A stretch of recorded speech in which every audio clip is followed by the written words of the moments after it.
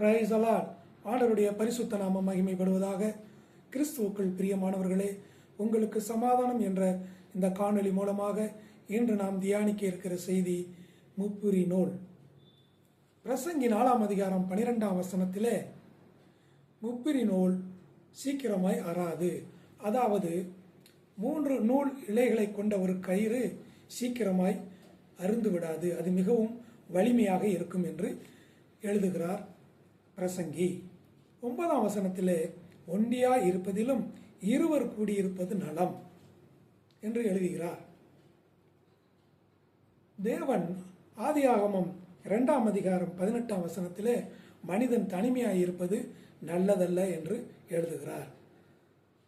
மனிதன் தனிமையாய் இருந்தால் அவன் வாழ்விலே வரக்கூடிய சூழ்நிலைகளை சுமூகமாக கடந்து செல்ல முடியாது. அவனுக்கு ஒரு துணை தேவை என்று இதன் மூலம் நாம் அறிந்திருக்கிறோம். அதனால் ஒரு குடும்பத்தில் கணவன் மனைவி 2 நூல்களைப் போல அவர்கள் சேர்ந்து இருந்தால் அந்த வாழ்க்கை வலிமையாக இருக்கும், நன்மை கொடுக்கிறதாக இருக்கும். அதே நேரத்தில் அவர்களை வழிநடத்த இன்னொருவர் இருந்தால் அது முப்பிரி நூலை போல மிகவும் வலிமை பெறும். அந்த 3வது நபர் யாராக இருக்க முடியும்? அவர்தான் கர்த்தராகிய இயேசு கிறிஸ்து. மத்தேயு 18ஆம் அதிகாரம் 20ஆம் வசனத்திலே எங்கே 2 பேர் 3 பேர் என் நாமத்தினாலே கூடுகிறார்களோ அவர்கள் மத்தியிலே நான் இருப்பேன் என்கிறார்.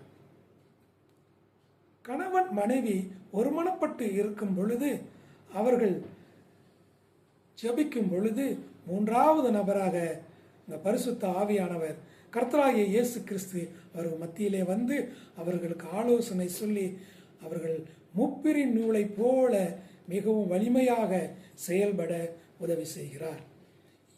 இந்த முப்பிரி நூல் என்பதை இன்னொரு விதமாகவும் நாம் புரிந்து கொள்ளலாம். ஒரு மனிதன் ஆவி, ஆத்துமா, சரீரம் என்று 3 பகுதிகளை கொண்டவனாய் இருக்கிறான். இந்த 3ம் ஒருமனப்பட்டு ஒன்றுபட்டு செயல்பட்டால்தான் அவன் வாழ்க்கை வலிமையாக இருக்கும். இந்த சரீரம், ஆலயமாகிய சரீரம் பரிசுத்தமாக தீட்டுப்படாமல் காத்துக்கொள்ள வேண்டும். ஆத்துமா வார்த்தையால் பரிசுத்தப்படுத்த வேண்டும். ஆவி கர்த்தருடைய பரிசுத்த ஆவியானுடைய வழிநடத்துவதோடு இணைந்து செயல்பட வேண்டும். 1 தெசலோனிக்கேயர் 5:23 ஆவி, ஆத்துமா, சரீரத்தை குற்றமற்றதாக காக்கப்பட வேண்டும் என்று இங்கே எழுதப்பட்டு